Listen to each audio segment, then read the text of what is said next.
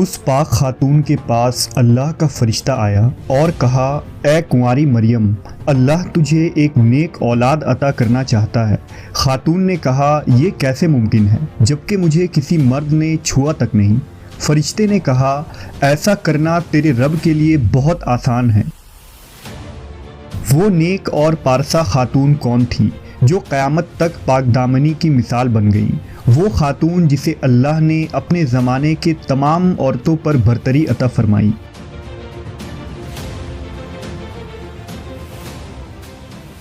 حضرت be be مریم علیہ السلام کے والد کا نام عمران اور والدہ کا نام حنہ تھا۔ حضرت عمران حضرت سلیمان علیہ السلام کی اولاد میں سے تھے اور ان کی اہلیہ حنہ داؤد علیہ السلام کی اولادوں میں سے تھیں۔ حضرت عمران بنی اسرائیل میں بڑے عابد، زاہد اور عالم تھے، اس لیے مسجد اقصی کی امامت لوگوں نے آپ کے سپرد کی ہوئی تھی۔ حضرت حنہ کے ہاں اولاد نہ تھی۔ ایک روز آپ نے ایک درخت کے سائے میں ایک چڑیا دیکھی جو اپنے بچے سے پیار کر رہی تھی اور اسے دانہ کھلا رہی تھی۔ یہ منظر دیکھ کر آپ کا دل بھر آیا اور آپ نے بارگاہ الہی میں اولاد کے لیے دعا کی، لہٰذا اللہ نے آپ کی دعا قبول فرمائی۔ حضرت مریم کی پیدائش سے قبل آپ کی والدہ نے منت مانی کہ اپنی اولاد کو بیت المقدس کی خدمت کے لیے نذر کر دیں گی۔ بنی اسرائیل کے یہاں یہ روایت تھا کہ جو لڑکا اللہ کی نظر کر دیا جاتا تھا وہ نہ شادی کرتا تھا نہ دنیاوی مشاغل میں دلچسپی لیتا تھا، صرف عبادت گاہ میں خدمت کرتا اور خود عبادت میں مشغول رہتا تھا۔ لہٰذا حنہ نے اللہ سے بیٹے کے لیے دعا کی تھی، لیکن ان کے ہاں بیٹے کے بجائے بیٹی کی پیدائش ہوئی۔ حضرت حنہ نے لڑکی کا نام مریم رکھا۔ سریانی زبان میں مریم کے معنی خادم کے ہیں۔ چونکہ آپ مسجد اقصی کی خدمت کے لیے وقف کر دی گئی تھی، اس لیے یہ نام موزوں سمجھا گیا۔ حضرت مریم کی ولادت سے قبل ہی آپ کے والد وفات پا گئے، اس لیے حنہ نے ولادت کے بعد آپ کو ایک کپڑے میں لپیٹ کر بیت المقدس کے علماء کے سامنے پیش کر دیا تاکہ وہ انہیں اپنی کفالت میں لے لیں۔ جب حضرت مریم بیت المقدس میں لائی گئیں تو مجاوروں کے درمیان اختلاف پیدا ہو گیا۔ ہر کوئی خود کو آپ کا زیادہ حقدار سمجھتا تھا۔ پھر یہ فیصلہ ہوا کہ مجاورین وہ قلم جن سے وہ توریت لکھتے ہیں پانی میں چھوڑ دیں۔ جس کا قلم پانی کے بہاؤ میں بہنے کے بجائے الٹا بہے گا وہ مریم کی کفالت کا حقدار ہوگا۔ اس مقابلے میں حضرت زکریا علیہ السلام بھی شامل تھے۔ ان کے قلم کو اللہ نے پانی میں بہاؤ کے الٹے طرف بہا دیا اور وہ ان کی پرورش کے حقدار ہو گئے۔ اس طرح بی بی مریم کو اللہ کی منشا کے مطابق حضرت زکریا علیہ السلام کی کفالت میں دے دیا گیا۔ حضرت زکریا کی بیوی حضرت مریم کی خالہ لگتی تھی، لہٰذا ان سے بڑھ کر ان کی بہتر پرورش اور کوئی نہ کر سکتا تھا۔ حضرت مریم علیہ السلام دوسرے بچوں کی بنسبت بہت تیزی کے ساتھ بڑھتی رہیں۔ جب آپ حضرت زکریا علیہ السلام اور اپنی خالہ کے گھر پرورش پا کر کچھ بڑی ہوئیں تو بیت المقدس میں آپ کے لیے ایک کمرہ مخصوص کر دیا گیا۔ یہاں زکریا علیہ السلام کے علاوہ اور کوئی نہیں جا سکتا تھا۔ آپ دن رات اللہ کی عبادت میں مشغول رہتی۔ جب حضرت زکریا آپ کے پاس آتے تو حیران ہوتے کیونکہ آپ کے پاس بے موسمی پھل موجود ہوتے، گرمیوں کے پھل سردیوں کے موسم میں اور سردیوں کے پھل گرمیوں کے موسم میں آپ کے حجرے میں رکھے ہوتے۔ جب حضرت زکریا علیہ السلام حضرت مریم سے پوچھتے کہ یہ پھل کہاں سے آتے ہیں، انہیں کون دے جاتا ہے، تو حضرت مریم فرماتی، اللہ کے پاس سے۔ اللہ نے بی بی مریم کو پسندیدہ اور مومنہ بندی میں شمار کیا تھا، جیسا کہ سورہ آل عمران میں ارشاد ہوا، اور جب فرشتوں نے کہا، اے مریم، بے شک اللہ نے چن لیا ہے تمہیں اور خوب پاک کر دیا ہے اور پسند کیا ہے تمہیں سارے جہان کی عورتوں سے، اے مریم خلوص سے عبادت کرتی رہو اپنے رب کی اور سجدہ اور رکوع کرنے والوں کے ساتھ۔ بی بی مریم جس مقصد کے لیے چنی گئی تھی وہ ابھی باقی تھا۔ آپ دن رات اللہ رب العزت کی عبادت و ریاضت میں مشغول رہتی تھیں، یہاں تک کہ بنی اسرائیل میں یہ مشہور ہو گیا کہ بی بی مریم نہایت ہی عبادت گزار، پاکیزہ اور متقی خاتون ہیں، اور لوگ آپ کا بہت عزت و احترام کرنے لگے۔ پھر وہ وقت آیا جب جبرائیل علیہ السلام حضرت مریم کے پاس تشریف لائے۔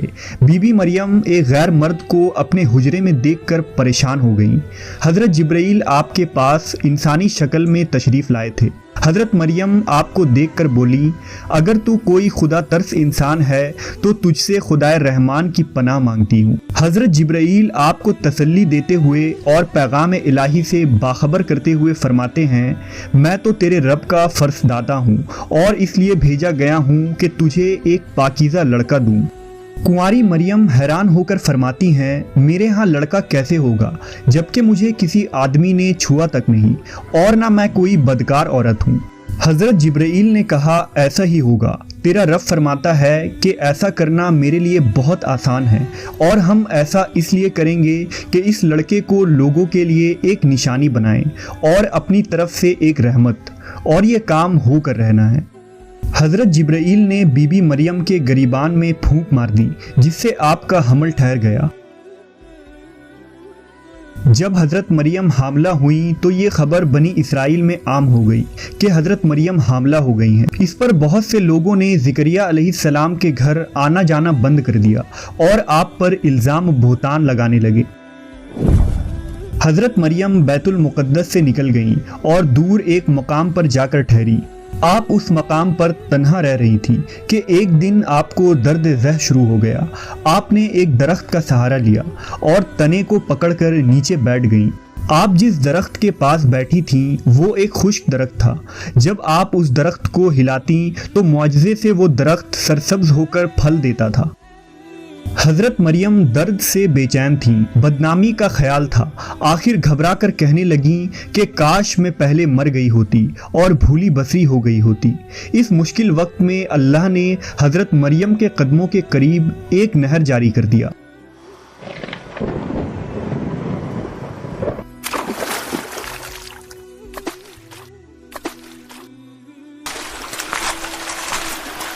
اور ندا آئی کہ پانی پیو اور کھجور کھاؤ تاکہ جسم کو تقویت پہنچے، پھر اپنی اولاد کو دیکھ کر آنکھوں کو ٹھنڈک پہنچاؤ۔ اسی عالم میں حضرت عیسیٰ علیہ السلام کی پیدائش ہو گئی۔ آپ اپنے بیٹے کو لے کر قوم کے پاس آئیں۔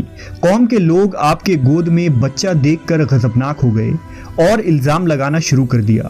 ہر طرف سے لوگ تانا دے رہے تھے۔ حالت زار تنگ ہو گئی۔ تب مریم علیہ السلام نے بچے کی طرف اشارہ کرتے ہوئے کہا کہ اس بچے سے بات کر لو، تمہیں تمہارے سارے سوالات کے جواب مل جائیں گے۔ سرکش لوگوں نے کہا، بھلا یہ دودھ پیتا بچہ ہمارے سوال کا جواب کیسے دے گا؟ اچانک عیسیٰ علیہ السلام نے بولنا شروع کر دیا۔ بچے نے کہا، بے شک میں اللہ کا بندہ ہوں، مجھے اس نے کتاب دی ہے اور مجھے نبی بنایا ہے اور مجھے بابرکت بنایا ہے جہاں کہیں ہوں، اور مجھے نماز اور زکوٰۃ کی وصیت کی ہے جب تک میں زندہ ہوں، اور اپنی ماں کے ساتھ نیکی کرنے والا، اور مجھے سرکش بدبخت نہیں بنایا، اور مجھ پر سلام ہے جس دن میں پیدا ہوا اور جس دن مروں گا اور جس دن زندہ کر کے اٹھایا جاؤں گا۔